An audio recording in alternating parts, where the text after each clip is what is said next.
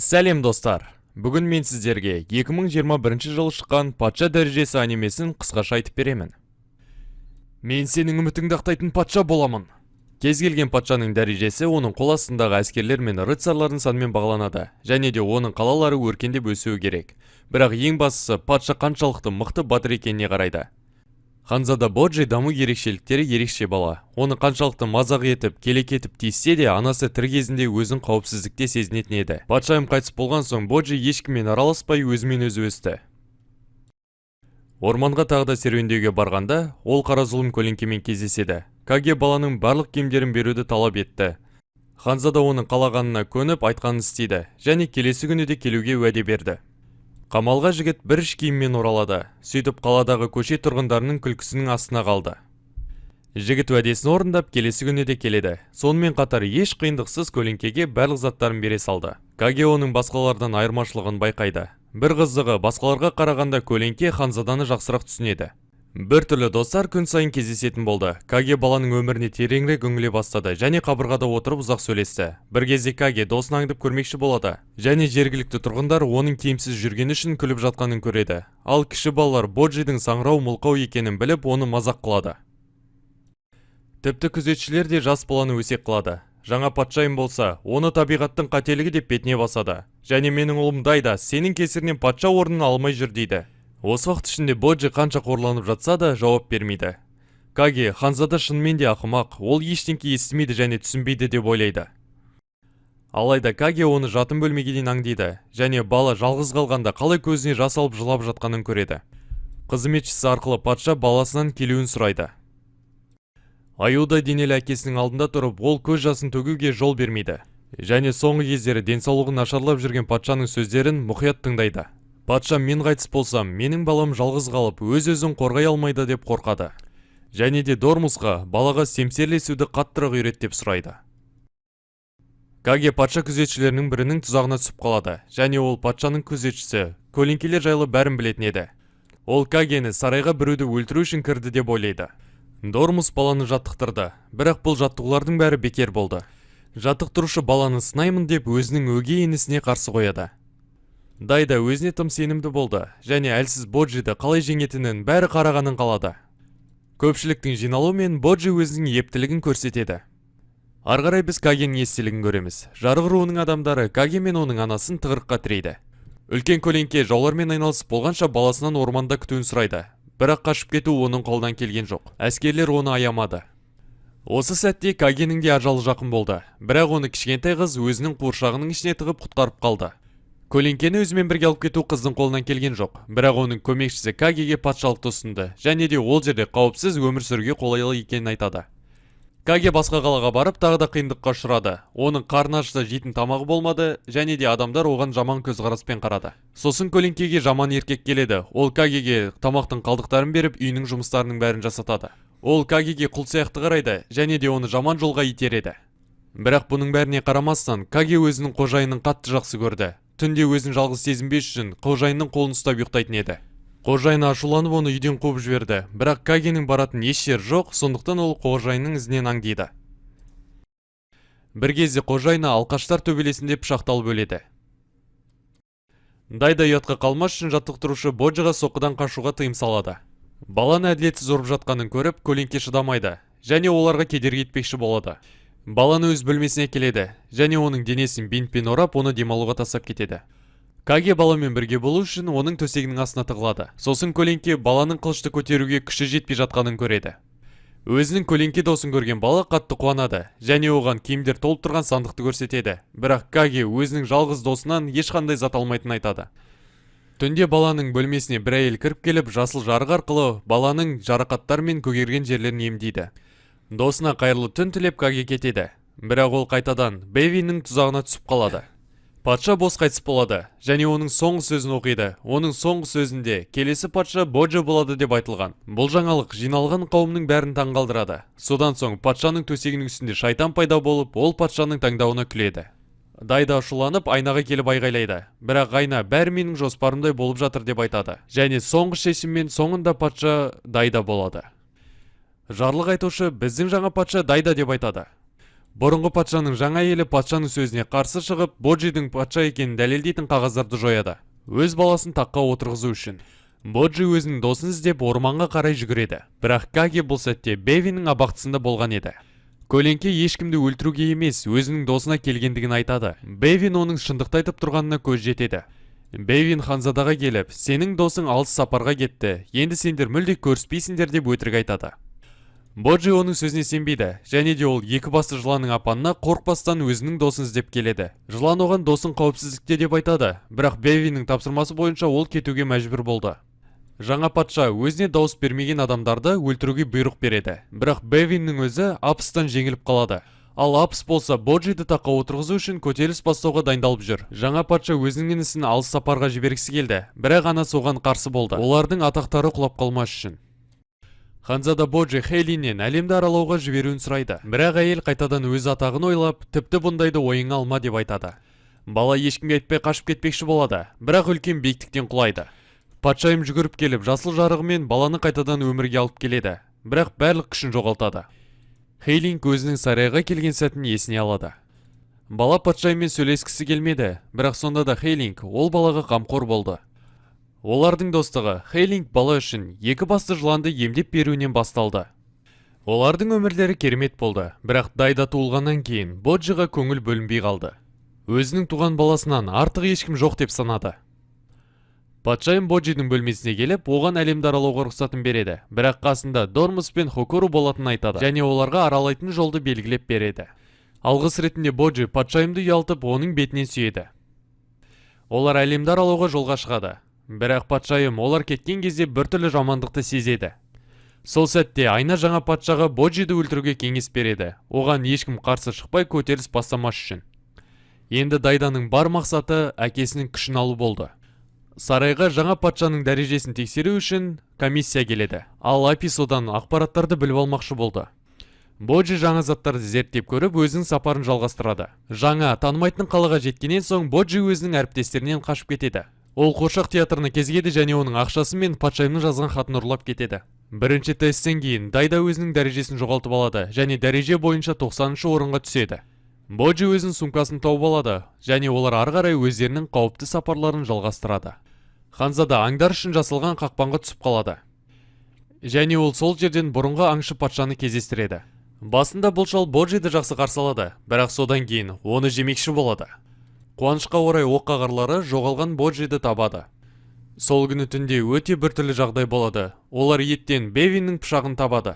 Ал таңертең тұрып қараса, сол етті жеген түлкі балалармен бірге өліп жатыр. Дормус Ханзаданы тозақ есігіне алып келеді, оны жақын көру үшін. Ханзада жақындап үңіліп қарған кезде, ұстаз оны қараңғы жерге итеріп жібереді, және ол жерден үлкен алып от шығып тұрған еді. Дормус отыра қалып Ханзадаға істеген үшін жылап кешірім сұрайды. Сол сәтте патша Дайда түсінде анасын көреді. Анасы оған Боджиді біз кез келген жамандықтан қорғауымыз керек деп айтады. Дайда сол сәтте шошып оянады және айнаға әкесінің күшін дәл қазір бер деп айтады. Боджи жақын жердегі тастың үстіне құлап, сол тастың арқасында аман қалады.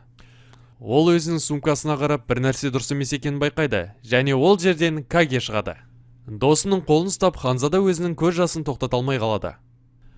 Осы сәтке дейін көлеңке Боджидің сумкасына тығылып, қиын сәттерде оған көмектескен екен. Бэвин көлеңкені Ханзадаға құпия түрде жіберген, себебі Ханзада қауіп төніп тұрғанын және оны біреу өлтіргісі келетінін білген. Дормус өзінің істеген ісіне қатты ұялады, бірақ ол бұның бәрін патшаның оң қолы болу үшін істегенін есіне түсіреді. Ол орнынан тұрып, өзінің болашағын жарқын деп ойлап күледі. Каге өз досын жердің астына апармақшы болады, бірақ ол жерде оларды улы газ күтіп алады. Дайда да жердің астына түседі. Ол жерде бұрынғы патшаның денесін майдалап кесіп жатады, және содан шыққан затты баласына береді. Айна оларды басқа бөлмеге апарады, және сол бөлмеде құстың қалай өсіп жатқанын көреді. Ол құстың басының қаны сиқырлы сусынға қосылады. Сиқырлы сусын дайын болғаннан кейін, келісімдерге қарамастан, Дайда ол сусынды ішуден бас тартады. Ұстазының сөздерін есіне түсіріп, бәріне өз күшімен жетемін деп шешеді. Хокуро Дормустың істеген ісін біліп, ол үшін кек қайтармақшы болады. Ол қылышын шығарып, сатқынның қолын жарақаттап, өзі жеңіліп қалады. Әскерлер Боджи мен Кагені жер асты патшасы Десхеге алып келеді. Ол бостың өлімтік баласын көріп күледі. Көлеңке жер асты жауызынан Боджиға нағыз патша болуға көмектесуін сұрайды. Патша жауап бермес алдын оның қолынан не келетінін көрсетуін сұрайды. Және оған өзінің қорғаушыларының бірімен шайқасуын ұсынады. Оның соққысы өте әлсіз болады, бірақ ептілікке келгенде оған жететін адам жоқ. Боджи сол жердегі сарбаздарды таң қалдырады, бірақ баланың талантына қарамай, патша Десхи оны өзіне қабылдамайды. Каге қағазға үміт артып патшаға хатты көрсетеді.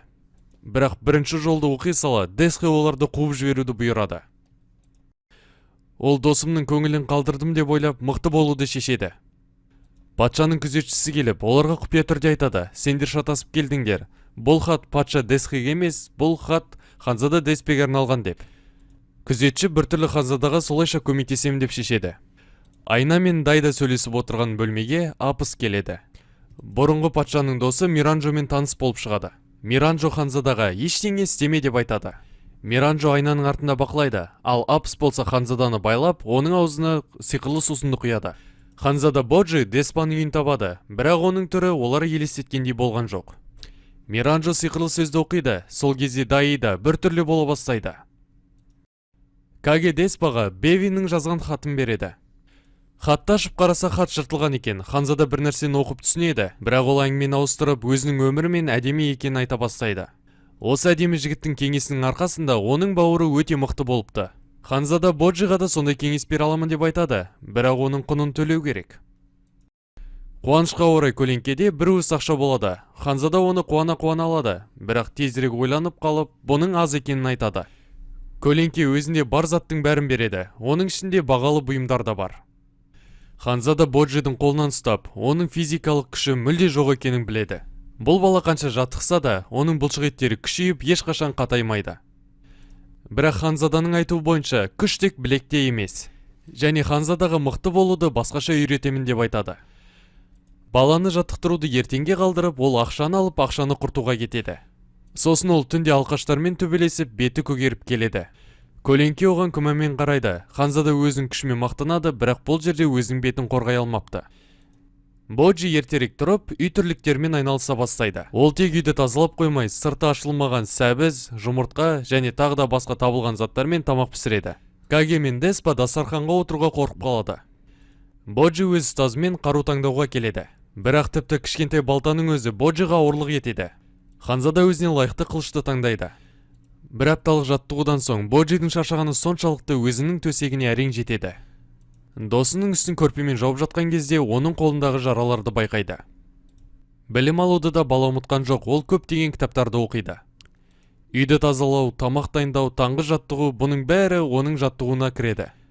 Бірақ бұның бәріне қарағанда Боджи құпия жаттығуды жақсы көреді. Бір кезде құпия жаттығу өтіп жатқан кезде Каге біртүрлі дауыс естиді, және не болып жатқанын баруға қарағанда, досының үлкен екіге бөлінген тастың алдында тұрғанын көреді. Дайда залға кіріп, өзінің орнына қарай барады, және таққа отырғаннан кейін ол әкесі Бостың даусымен сөйлей бастайды, және өзінің баласын құрбандыққа шалғанын айтады.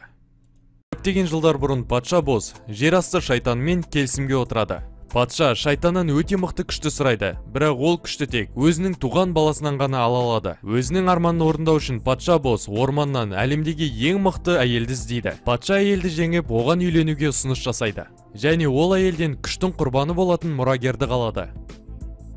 Патша Бос өзінің кішкентай баласының денесіне еніп таққа отырады. Ол енді өзін әлемдегі ең мықты адамын деп ойлады, бірақ оған айна бәрін басқаша көрсетті. Патша Бос оған қарап күлді. Дормус Хукураны емдейді, және оған өзінің іс-әрекеттерін түсіндірмекші болды. Бірақ олардың әңгімесі жарасқан жоқ. Өзінің баласына не болғаны білген патшайым Хейлинг қатысы бар адамдардың бәрінің көзін жоюға уәде берді. Ол патшаны тақтан құлату жоспарын құрып жатқанын білген де жоқ. Хукураны ағашқа байлап, Ханзада Боджидің өлімі үшін оны жазаға тартпақ болды. Әділетсіз өліп бара жатқан Хукураны көріп, Дормус оны құтқарып алады. Және оны иығына салып қашып тығылмақшы болды. Бірақ олардың алдарына патша Бос тұрып алды. Патшайым баласының не үшін кедергі етіп жатқанын түсінбейді. Оған Дайданың кейпіндегі патша Бос Боджи тірі деп айтады. Сол кезде айна әлемдегі ең мықты адам деп Боджиді көрсеткен екен. Жер астындағы екі басты жыланның апанында Бевин өзінің есін жияды. Түсінде Бевин өзінің патша әскерлерінің қатарына қосылғанын есіне түсіреді. Сол кезде ол жас еді. Патша Бос Бевиннің екі басты жыланды қорлап жатқан кезде құтқарып алғанын көреді. Патша Дормус пен Хукураны аяйды, бірақ оларды өз орындарынан босатты. Екеуін босатпастан бұрын патша семсершінің құлағына бір нәрсе айтады. Патшаның бұйрығымен ол екеуі күштерін нығайтады. жер асты әлеміне түсіп сол жерді жою үшін. Дайда қараңғы түнекте пайда болады, және де ол бұл жай ғана жарығы өшірілген бөлме емес екенін түсінді. Патша бос әйеліне өзінің кім екенін айтады. Баласының жоғалып кеткенін естіген патшайым есінен танып қалады. Дорше патшайымның оққа қара, патшайымның қасынан бір қадамға да кетпейді. Патшайымды өлтіруге келген үлкен иттер оны қоршап алады. Бұл жігіт Хейлидің оққа қары болып тағайындалған сәтті есіне түсіреді. Жас кезінде Дорше патшайымды қорғап қана қоймай, Боджимен тіл табысуына көмектескен. Иттер патшайымның бөлмесіне кірмекші болады, бірақ оққа қары бар күшін қолданып, оған жол бермейді. Айнаның сиқырлап алған иттері мықтырақ болып шығады. Ол патшайыммен болған жақсы естеліктерді есіне түсіріп иттерді жеңеді. Содан соң есінен танып құлайды. Патша бос Миранжоны билеуге шақырады, бірақ айна ішінде өмір сүретін қыз шын өмірде көп бола алмайды. Миранжо қайтадан айнаға оралып, жер асты әлемінен көптеген құбыжықтарды жинап келемін деп айтады. Дайда мәңгі қараңғы жерде қалып қалатынын түсініп, өмірден шаршап кетеді. Хейлинг патша тағына өзінің күйеуінен түсініктеме алу үшін келеді. Патшайым күйеуінен өзінің өлімін қабылдап баласын қайтаруын сұрайды. Дайда анасының дауысын естіп, жауап ретінде айғайлай бастайды. Баласының жылап жатқанын естіп, дауыстың қайдан шығып жатқанын анықтайды. Және баласының өз денесінде қамалып отырғанын анықтап біледі. Хейлинг патша босты пышақпен өлтірмекші болады, бірақ өзін тоқтатып үлгерді. Патша бос Доршеден патшайымды қастандықтан қорғау үшін оны елден ұзағырақ алып кетуін сұрайды. Солайша Хейлинг алып кетеді. Ханзада анасын естімей қорқа бастады, және де бұның бәрі айнаның сиқырлы екенін түсінді. Ханзада Боджи өз жаттығуын аяқтайды. Деспе оған қылыш сыйлап, оны үлкен әлемге жібереді. Бірақ Кагенің көңіл күйі түсіп кетеді. Ханзадаға күш берудің орнына тіс шұқығыш сияқты қылыш берген. Әріптестер жаттығудың аяқталғанын тойлау үшін мейрамханаға ас ішуге келеді. Ханзада Деспе көлеңкеге Боджиға бар білгенін үйреткенін айтады. Егер ол өзінің теориясында қателеспесе, Боджи енді өте мықты күштің иесі. Мас болып ішіп алған құбыжықтар оларға келіп тиіседі. Деспе ұстаз оларға мән бермейді, Боджиға сабырлықты үйрету үшін. Бірақ құбыжықтар артық кеткен кезде Деспе оларды ұрып соғады. Кішкентай Ханзада жай ғана шетте қарап тұрмай, төбелеске араласады. Оның бірінші соққысы бұрынғы соққысына қарағанда айырмашылығы жоқ. Жай ғана жел сипап өткен сияқты. Бірақ соққыдан кейін бірнеше секунд өткен соң құбыжық жерге құлайды. Боджи өзінің кішкентай қылышын алып, құбыжықты нокаутқа жібереді. Сосын құбыжықтар кішкентай, бірақ мықты жігіттен қашып кетеді. Осы уақытқа дейін ұстаз Деспе Боджиға ерекше төбелес түрін, яғни адамның маңызды және әлсіз нүктелерінің қай жерде орналасатынын үйреткен екен. Енді Боджи кез келген қарсыласты жеңе алады. Әріптестерін үйіне жіберіп, Деспе орманға қарай жүгіреді. Оны орманда мейрамханада соқтығысқан құбыжықтар күтіп алады. Деспе оларға жаман адамның рөлін ойнаған үшін оларға ақша береді. Екі басты жылан Бевинге қамалда болып жатқан соңғы жаңалықтарды айтады. Және Боджидің жер асты әлемінде жаттығудан өтіп мықты болғанын да естиді. Боджи қамалда не болып жатқанын естіп, көмекке бармақшы болады. Бірақ оны қалай кемсіткендерін есіне түсіріп, баруға ойланып қалады. Каге Боджиді патша тағына күресуге көндіреді. Дайда қараңғы түнекте отырып, әлсіз адамдарға, оның ішінде өзінің ағасына қандай қарым-қатынаспен қарағанын есіне түсіреді. Енді Ханзада да өзінің қателігін түсініп ойлануға көп уақыт бар. Дайда жылаған дауыс естиді және артына қараса, бір топ адам қолы жоқ қызға айғайлап тұрғанын көреді. Жігіт қызды қорғайды және оған өзінің бетпердесін алып береді. Бірақ қыздың бетінің орнына ода қорқынышты зат болды. Дайда бір топ адамды ұрып соғады және Миранжоға қарап, мен сені қорғаймын және сені қараңғылықтан шығарамын деп айтады. Анам екеумізді құтқарып алады дейді. Дормус пен Хукура жаттығуларын жалғастырады. Ал Хейлинг ханшайым болса, адамдар жинайды өзінің баласын босатып алу үшін. Осы уақытта сарайда бәрі Миранжоға бас иіп жатты. Ұстазымен қоштасып, Боджи кетейін деп жатыр еді. Бірақ оған Десхенің әскерлері келеді. Жер асты патшасы Десхе абақтысынан тұтқындардың жоғалып кеткенін біледі. Әскерлер өзімен бірге Каге мен Боджиді алып тұтқындарды іздеуге шығады. Қылмыскерлер патша босты тұтқынға алады. Бірақ осы сәтте әскерлер сарайға жақындап қалған еді. Сарайға бара жатқанда әскерлер басшысы қашып кеткен қылмыскерлерді сарайды жаулап алу үшін біреу басқарып отыр деп айтады. Ханзада Деспа әскерлермен бірге патша бостың сарайына көмекке бармақшы болды. Бірақ ода бір мәселе шығып қалды. Оның жақсы көретін аты артық салмақ қосып алған. Красавчик Ханзада өзінің атымен барамын деп шешеді. Бірақ артық салмақтың кесірінен олар әскерлерден қалып қалады. Қылмыскерлер патша босты байлап, оның басындағы тәжін тартып алады. Және патшаның өзін зындамға жібереді. Таққа бір қылмыскер отырып алады, бірақ бұл басқаларға ұнаған жоқ. Сондықтан таққа талас басталады. Хейлинг әскерлерін жинап сарайға келеді. Сол кезде Миранжо бұның бәрі менің ісім деп мойындайды. Және айна бостың патшалығын мүсінге айналдырып жібергісі келетінін жасырмай айтты. Алдыңғы шайқастың арқасында Дорше иттердің әлсіз тұсын біліп оларды жеңіп тастайды. Бірақ төбелеске абақтыдан қашқан қылмыскерлер қосылады. Бұл жағдай патшайымның оққағарларына оңайға соқпайды, әсіресе алып жасыл гигант пайда болғаннан кейін. Өз денесімен ханшайымды жауып, Дорше ханшайымға қаш деп белгі береді. Бірақ оның алдына жер асты абақтысының тұтқыны тұрып алады. Ханшайымға олмен шайқасуға тура келді. Хейлинг Аннаны емдеуге барлық күшін кетіреді және әлсіреп есінен танайын деп жатқан кезде оған иттер шабуыл жасайды. Әскерлер халықты қауіпсіз жерге қоныстандырайын деп жатыр еді, бірақ тым кеш болды. Көшеде қара рыцарь Окен пайда болады. Айна Аписке бұл жоспарды ұзақ жоспарлағанын және бұл істерді не үшін жасап жатқанын айтып түсіндіреді. Дәл осы Айна патша бостың бірінші әйелінің өлуіне көмектескен екен және патшаны екінші рет үйленуге көндіріп, дені сау мұрагердің туылғанын қалады. Миранжо осы іс-әрекетімен ұлы патшаға үмітсіз отбасыдан құтылуға көмектессін деп ойлайды. Сарайға алғаш келген сәтте Хейли Айнада бір нәрсе дұрыс емес екенін бірден сезді. Десхенің әскерлері қалаға кіреді, бірақ рыцарь Окен оларды сарайға қарай жақындатпайды.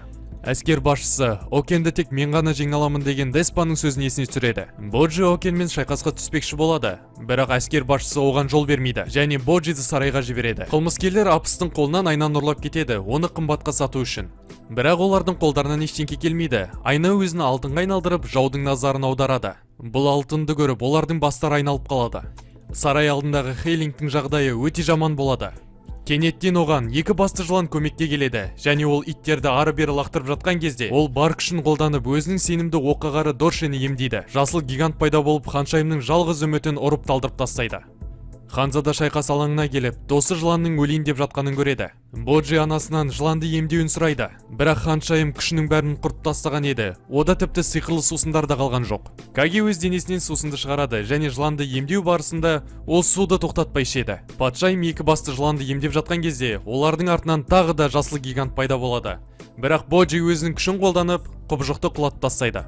Хейлинг өзінің өгей баласын құшақтайды және олардың басына өткен бақытты сәттерді есіне түсіреді. Тағы да айта кететін жағдай, ол біртүрлі көлеңкемен де танысады. Ханшайым жасыл жарық арқылы иттерді емдейді және иттер зұлым күштің басқаруында емес еді.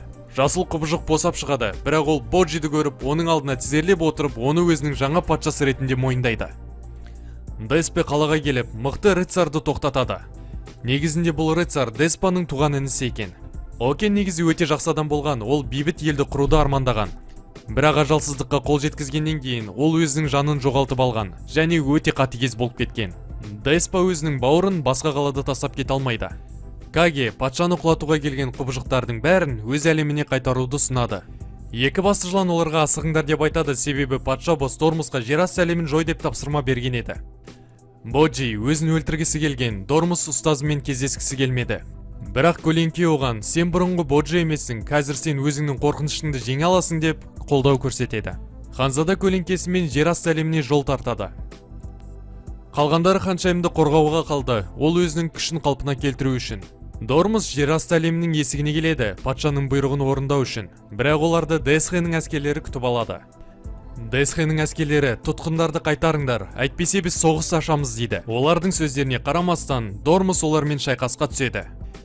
Және де Дормус өте мықты шайқасады. Олардың арасындағы мықты рыцарь қылышшыны бір соққымен жеңіп тастайды. Бұдан кейін байсалды шайқас басталады, бірақ сонда да Дормус жеңеді. Күтпеген жерден біреу Хукураны тұтқынға алады және де патша Десхе кіріп келеді. Жер асты патшасы Десхе патша боспен бірге бір шайқасамын деп жоспарлап келген, бірақ ол Дормуспен де шайқасуға қарсы болған жоқ. Десхе Дормусты бір жеңіл соққымен құлатып тастайды, тіпті өзінің темірін қолданбай. Ханзада Боджиді сатып кеткенін есіне түсіріп, Дормус соңына дейін шайқасамын деп шешеді, тіпті өзінің өмірін қисады. Жер асты әлеміне апаратын жол өте төменде болады. Ол жолға түсу үшін ұзын баспалдақпен түсу керек. Гигант олардың жолдарын қысқарту үшін бәрін қолына алып жерге секіреді. Олар дәл жер асты әлемінің патшасы Десхенің алдына түседі. Дормус Ханзаданы көріп сөйлей алмай, көзінен жас ағып тізерлеп отырады. Ханзада өткенде есіне түсіріп дүрбеленге түседі. Бірақ Каге өзінің досының қолынан ұстап оны тыныштандырады. Көлеңке өзінің анасының өлген сәтін есіне түсіреді. Дормус өзінің қателігін жуу үшін ол өзінің жанын құрбан етіп секіреді. Бірақ өлу оның қолынан келмейді. Хукура Дормусқа өз жаныңды Ханзаданы қорғауға құрбан ет, сол кезде ғана өз айыбыңды жуа аласың дейді. Десхе болып жатқан жағдайға таң қалып және әскерлеріне үлкен гигантты ұстауға бұйрық береді. Боджи шайқасты тоқтату үшін қолына кішкентай қылышын алып, бәрін тыныштыққа шақырады. Десхе найзағаймен гигантты құлатады және Ханзада Десхемен шайқаспақшы болады. Дормус Ханзаданы қорғау үшін олардың ортасына тұрып алады. Десхенің негізгі мақсаты Миранжоның көзін жою болып шығады. Миранжо патша босспен келісіп, жерасты абақтысының тұтқындарын босатқан екен. Қалған қылмыскерлер не істерін білмей, Миранжоны қолына алып, қаладан алысқа қарай кетіп қалады. Десхенің зұлым Миранжо жайлы айтып жатқанын естіген Боджи өзінің анасын қалай өлтіріп жатқанын есіне түсіреді. Анасы Боджиді өз денесімен жауып құтқарды, соның арқасында Боджи қазір тірі. Айнаның ішіндегі Миранжо есімді қызды қорғай алатын тек қана патша босс, бірақ Десхені бұл қорқытпайды. Жерасты патшасы гигантты қайтадан абақтыға қамауды бұйырады. Гигант абақтыға өзінің сатқындығы үшін қамалған екен. Көптеген жылдар бұрын Десхенің әскерлері гиганттың балаларын өздерінің мақсатына қолданған. Бұған шыдамаған гигант өзінің қандастарына қосылып Десхеге қарсы шыққан. Боджи досына қанша айып тақса да оны қорғайды. Және Ханзада патшаның алыпқа жіберген найзағайын тоқтатады. Содан соң Боджи қылышын тастап, Каги арқылы оған соғыстың қажет емес екенін түсіндіреді және жақсылық пен досын жайына қалдыруды сұрайды. Ханзада Десп ағасына кішкентай Ханзадамен байланыспа деп ескертеді. Оның сырт келбеті алдай береді және Боджиді жеңу мүмкін емес. Патша босса өте мықты, сондықтан қамалды күшпен аламын деген ой ақымақтық. Сондықтан Деспаның өте мықты жоспар бар, Боджиді әкесіне қарсы қою. Десхе гигантқа менің әскерлерімнің қатарына қосыл дейді. Боджи қылышын көтеріп өзінің досын қорғап жатқан кезде, патша гигантқа кішкентай баланың артына тығылма, жай ғана менің әскерімнің қатарына қосылып бізбен бірге қайт дейді. Олар кетіп қалады және жерасты әлемінің есігінің алдында Боджи, Каге, Хукура, Дормус қалады. Екі рыцар Ханзаданың алдында басын иіп кешірім сұрайды.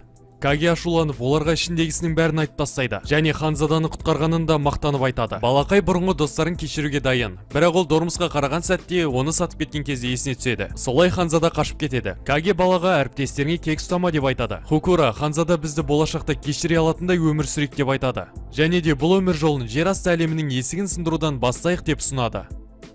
Көшенің ортасында Деспа енді не істейтінін ойланып тұрған еді. Сол кезде Окен жіпті үзіп босап шығады.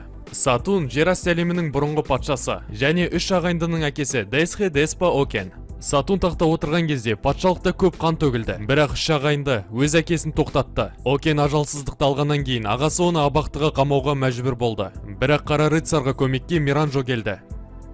Боджи есінен танып жатқан Апысты тауып алады және оны сүйреп қауіпсіз жерге апармақшы болды. Қылмыскерлер Миранжоны алып алысқа кете берді. Және Айна Окенді оятады.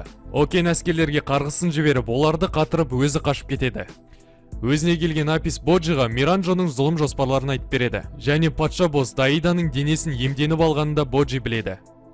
Миранжо бұның бәрін әдейі істеген, патша босстың жалғыз әйелі болу үшін. Апис өзінің ханшайымына қарсы шыға алмайды, бірақ Боджидің күші оны қатты таңғалдырады. Жігіттің патшалықты қорғайтынына сеніп, оны жібереді. Боджи жолда қамалға қайтып оралып келе жатқан Ханзада Окенді кездестіреді. Хукура мен Дормус жерасты әлемінің есігін өртейді және Ханзаданы қорғау үшін оған қайтып оралуды жоспарлайды. Айнаның бұйрығымен басты қылмыскер тақта отырып Айнаны қорғады, бірақ Миранжо қылмыскерлерге өзінің алдағы жоспарын айтпаған еді. Окен пайда болып, керек емес адамдардың көзін құртқысы келді. Боджи басты қылмыскерді байлап, Окенмен шайқаспақшы болды. Сол сәтте Деспа Боджиді тоқтатуға асықты. Себебі Окенді жеңуге Ханзаданың күші жетпейді. Расында да Ханзаданың күші Окенге әсер етпеді. Айна өз сөзінде байқамай балаға қаш деп кеңес береді. Бірақ Боджи бастаған ісін соңына дейін жеткіземін деп шешеді. Тіпті Кагенің сөздері де әсер етпеді. Бевин патша бос отырған абақтыға келіп, патшадан сенің мақсатың не деп сұрайды. Патша жанында болған адамдар үшін уайымдайтын айтады, бірақ Миранжо маған бәрінен де қымбат дейді. Хейлинг өзінің оққағарларымен бірге Аписті тауып алады, және патшайым соңғы күшімен соңғы сиқырлы сусынын құртып, Аписті дүниеге қайтадан алып келеді. Сатқынның сөзін тыңдап болған соң Хейлинг Аписке Миранжоны құтқар дейді. Бірақ ол сөзді не үшін айтқанын өзі де түсінген жоқ. Бірақ Хейлинг бір нәрсені анық біледі. Боджи жақында бәрін құтқарады. Қамалға қайтып оралған Дормус пен Хукура ханшайымды көріп, жерасты әлемінің есігінің алдында не болғанын және Боджидің жаңа күші туралы айтып береді. Хейлинг барлық еркектерді Боджиға көмекке жібереді. Қараңғы түнекте отырып, Дайда әкесінің Миранжомен кездескен естелігін көреді. Көптеген жылдар бұрын патша босс мықты сиқыршыны шайқаста жеңіп өлтіреді. Солайша сиқыршының қызы Миранжо жетім қалады. Миранжоның анасы өте жақсы адам болды. Және өзін алдап жүрген адамдарды бір күні жақсы жолға түседі деп сенді. Бір күні 200 көршілері артық кетіп, әйелдің байлығына қол жеткізу үшін оны өлтіріп тастайды. Боджи ажалсыз рыцармен ары қарай шайқасты, және ол өзіне байқамай соққы жіберіп алды.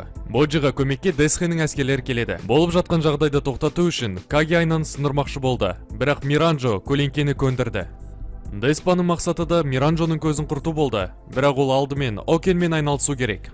Екі рыцар шайқасып жатыр, және үлкен капитан жерге құлады. Деспа Окенді өзі ғана жеңе алатынына сенімді болды, бірақ інісі оны да бірінші мүмкіндіктен жеңіп тастады. Ұстазы үшін кек қайтармақшы болған Боджи жауға секіріп, оны бөлшектеп тастайды. Бірақ ажалсыздық күші оны қайтадан қалпына келтіреді. Қалпына келген сайын зұлымдығы мен күші көбейе береді. Окен кішкентай Ханзадамен шайқасудан шаршап, енді оны өлтірмекші болады. Сол кезде Ханзадаға көмекке Каги келеді. Ол өзінің денесін үлкейтіп, темір адамды жұтып қояды. Үлкен қылышымен темір адам көлеңкенің денесін жыртып шығады. Ол көлеңкенің үстін таптап өтіп, Боджиға келіп, оның денесіне қылышын тығып алады. Миранжо үнсіз қатып қалады, және бірнеше секундтан кейін ол айнадан жоқ болып кетіп, бір қылмыскердің денесіне енеді. Каги өлім мен өмір ортасында тұрады. Және Боджи Кагенің қалай өзеніне өтіп анасына қарай бара жатқанын көреді. Ханзада айғайлап досын тоқтатпақшы болды, бірақ ол естіген жоқ. Миранжо қайықты тоқтатады. Каги өлім мен өмір арасында тұрып ойланып қалады. Ол қатты сағынған анасына барғысы келеді, бірақ өзінің жақын досында қиындықта тастап кете алмайды. Каги анасына жұмысымның бәрін бітіріп, қартайған кезімде келемін деп уәде береді. Дайданың қолындағы қуыршақтың беті мен қолы пайда болып, сүйкімді қызға айналады. Солай жоғалып кетеді. Дайда қараңғылықта тағы жалғыз қалады.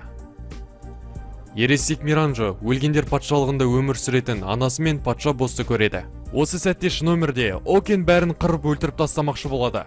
Оны батырлар қоршап алып, байлап қайтадан жер әлеміне жібермекші болды.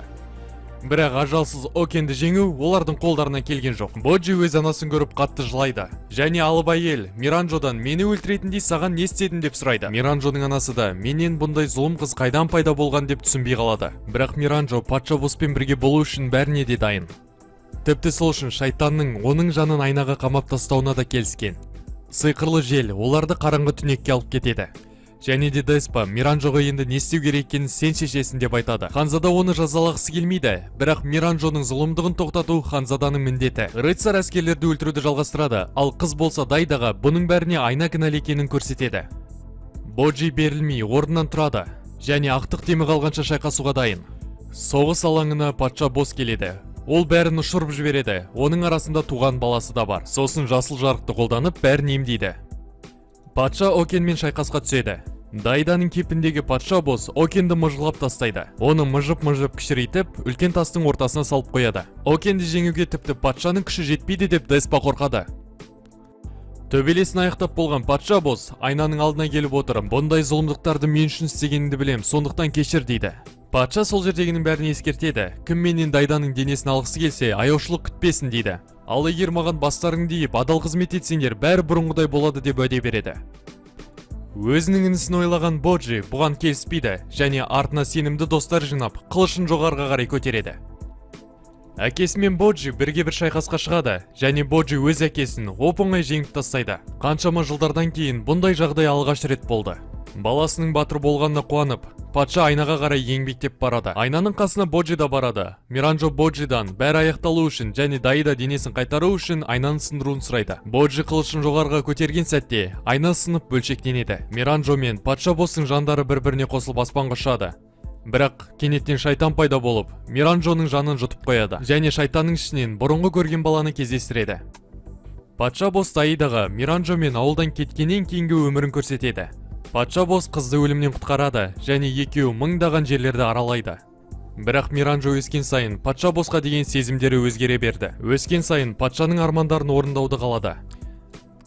Патшаның сондай армандарының бірі әлемдегі ең мықты адам болу.